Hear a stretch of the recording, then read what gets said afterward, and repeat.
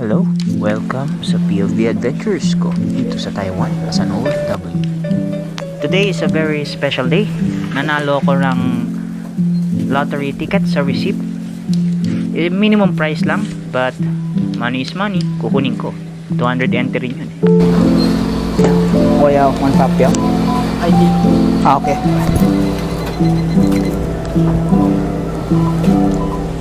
Okay. Easy.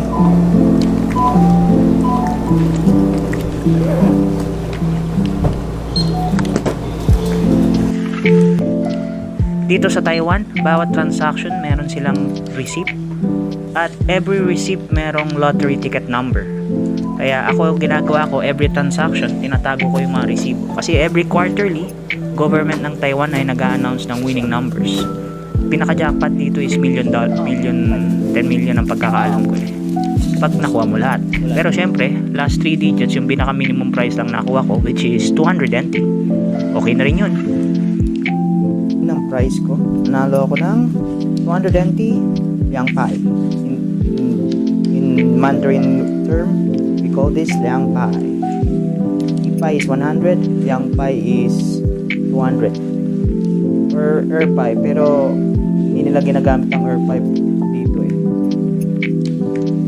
Katulad nito, hindi ito yung receipt na sample lang to dahil marami akong receipts dito. Merong lottery ticket numbers. So, every quarterly, nag-a-announce ang government ng Taiwan ng winning numbers. Yung pinaka-jackpot price is pag tumama lahat. But since yung minimum price is yung plus 3 digits, which is 200 NT dollars, Taiwan dollars. So, yun. Sayang rin eh. Lucky me!